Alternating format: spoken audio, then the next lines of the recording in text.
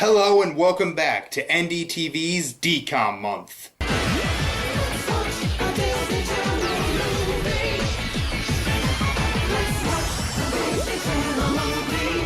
Wizards of Waverly Place is not only one of my favorite Disney shows, but one of my favorite shows of all time. I unapologetically love this show. It follows the Russo children, Justin, Alex, and Max, 3 wizards, but only one will be able to keep their powers as an adult, so their dad Jerry teaches them while him and his wife Teresa also run a sub shop in New York City. And in 2009, after the second season ended, we got Wizards of Waverly Place the movie, which to this day is the second highest rated DCOM of all time after High School Musical 2. And yeah, it's pretty great. But let's find out why. We open on Waverly Place, where Alex is going through Justin's bag as it appears inside is the Monster Book of Monsters.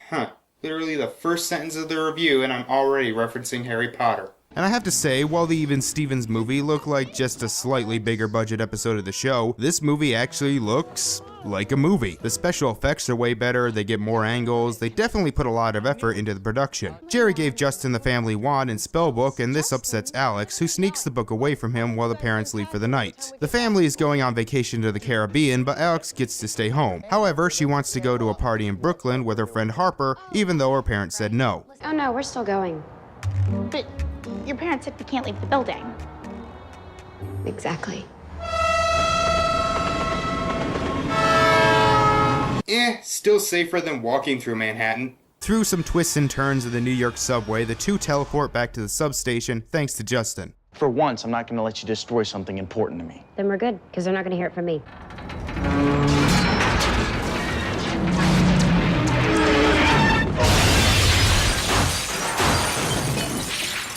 Their parents return and tell Alex she's going on the trip with them. Oh no, a free trip to the Caribbean. How will she survive? I just don't want to spend 2 weeks in full-on family mode. Actually, I take that back. Being forced to spend 2 weeks with your family does sound like hell. And this is also the last time Harper appears in this movie. Bye! The kids are forced to give up their wands during the vacation, and on the trip there, Teresa tells them how Jerry and her met in the Caribbean. I was lying by the pool, right?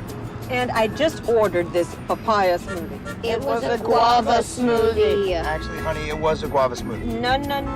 Why would I order a guava smoothie? I don't even like guavas. Hola, and welcome to paradise. And the happiness continues. Sweet. Put that back. Are those included in the price? Yes, of course. Welcome to the Caribbean. Everybody take 2.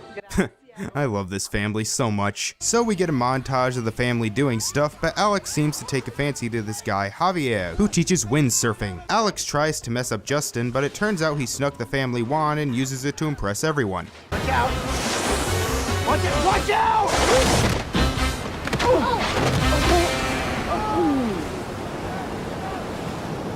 Well, every castle needs a princess, huh?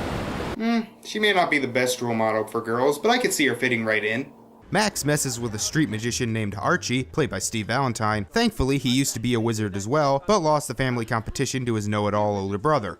I know the feeling. And the poor lovely Giselle here was transformed into her current feathery state by an evil owl.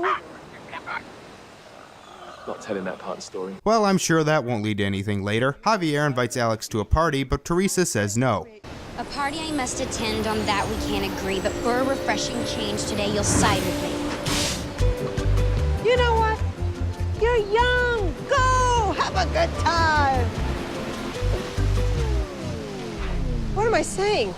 Absolutely not.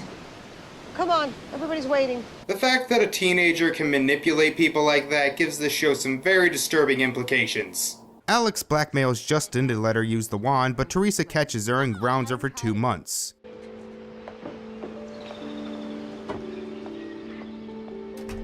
I hate you! I wish you and Dad had never even met!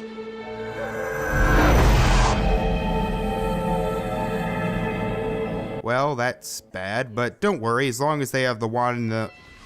oh, well, shit. So we get the It's a Wonderful Life / Back to the Future plot for this movie, where Jerry and Teresa have never met, and thus can't remember the kids. Jerry has magic and Teresa is, well, kind of a spoiled brat, although to be fair, she kind of already was. But somehow everyone still remembers them. But let me know if you want some more lessons, because if you buy 5, You get an amazing discount, all right? Bastard! They try to get the spell book from Jerry, but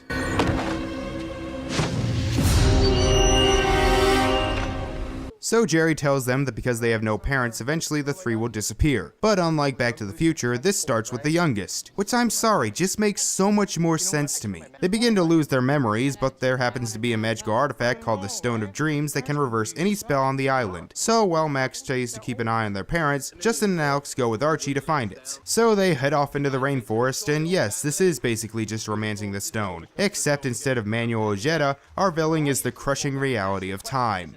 Justin, we're kind of in a hurry here. Time rippling, us disappearing. You can't go 2 seconds without criticizing me, can you? Why do we have to do everything the way you do magic? Because with him, at least you'll get it done. I mean, it's like Google Maps. They'll pick the slowest route, but at the very least you'll get there eventually. After the obligatory quicksand scene that every movie set in the forest/jungle needs, Alex helps him for control of the map. Let's move. This way. The other way. The other this way. Back with Max, he tries to get his parents together and so turns the juice lady into a dog and says he won't change her back until he gives Teresa a drink. But he spills it on her, and after she pours some on him, they go their separate ways. Why do I feel like there was something I was supposed to do? Seriously, these kids have probably ruined more lives than Voldemort. The other two come to a cliff and Justin uses magic to build a bridge, but it doesn't work. So Alex comes up with an idea to levitate them across. And that shows another reason I love this show. Justin may be book smart, but Alex can think outside the box, and sometimes that's what you need to do. They get across, but have to leave Archie behind. They set up camp for the night and talk about things, and am I the only one getting some weird sexual tension out of this? You're always there for me, no matter how many times I screw up. That doesn't make me great. That just makes me a good brother. You know, I don't say it very often. Thank you. David, Selena, good job, but could you tone it down a little? You two are supposed to be brother and sister. Oh God, what did you guys do last night? They hear someone sneaking up on them, but it turns out to be Archie. Look, there they are. That's the white cliff. That's where the stone is. Ah, so far away. And there it is again. So close. Come on. Back with Max, his mind is really starting to go, so he asks Jerry to help him find the other two. They have a map, but it doesn't seem to help. That is until Teresa comes to help them and wants to tag along. Alex and Justin make it to the mountains, but need to find a cave. While Justin and Archie think too hard about it, Alex finds out where it is thanks to help from a little girl. But the cave is enchanted, so their magic doesn't work. So Alex and Justin head in alone. I'm sorry for everything. What? I'm sorry. This is all my fault. Yes it is. This scene actually shows another strength of the show. It mixes comedy and drama really well. Most Disney sitcoms, even the best ones, they put so much emphasis on the comedy that the drama usually feels forced. The only exception is Girl Meets World, but that actually has the opposite problem. It pulls on your heartstrings so much that it sometimes forgets to have humor. This show and this movie as well have a perfect balance. After a pretty suspenseful scene, they get the stone, but Archie's parrot steals it. Max and their parents arrive and they head back down. They tell their parents the truth and ask if Jerry can fix everything. No, I'm sorry. I wish that But it says here that maybe one of you can reverse the spell. You have to be a full wizard. Oh, the wizard competition is years away. I have minutes. It doesn't have to be years away. So they can just choose when to do the wizard competition? It seems like it gives an unfair advantage to the oldest child. So, is that lady your mom? Max, don't you remember who that is? Should I? We've got to do this now. Everybody grab the wand.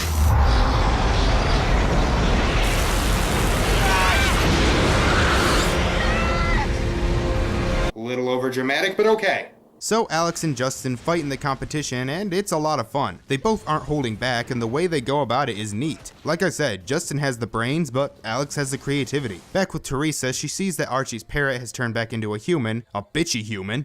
But I did all this so we could be together. For us. Oh, is that what you thought? That's what you said. I was lying. Archie, why don't you get yourself a life? But Archie steals back the stone, turns her into a bird again, and gives it to Teresa. Eventually, Alex wins the competition and gets her full powers. But I don't know what to do. Justin, help me. What spell do I use? Why would I help you? Because you're my brother. Look, I'm sorry you didn't... I'm your brother. No. Please, please, you can't leave me here. Please remember. I never leave you. No! Justin! Justin! Okay, so I guess it goes youngest, oldest, middle. But Teresa returns, gives Alex the stone, and she sends everything back to normal. Jerry and Teresa don't remember anything, but Justin and Max do, and Alex is giving up her full powers as she happily goes to spend time with her family. This movie is great. The story is basically a mix of It's a Wonderful Life and Back to the Future, but combines the two really well. There's plenty of good comedy mixed with a genuine heartfelt emotion. The acting is great, especially Selena Gomez, who pulls off the more tear-jerking scenes very well. While the effects are pretty hit and miss, the movie looks great. It was filmed on location in Puerto Rico, and they really show off the beauty of this place. The direction is tight, and while being a great film version of the show, it still can be viewed as its own thing. And if you haven't watched the series, I still think you'll get some enjoyment out of it. The film actually won the Primetime Emmy for Outstanding Children's Programming, and it's well deserved. So next week we'll be setting sail on the SS Tipton with Zach and Cody. How does that one hold up? Well, we'll find out. Thank you all for watching, and I will see you next time. Bye.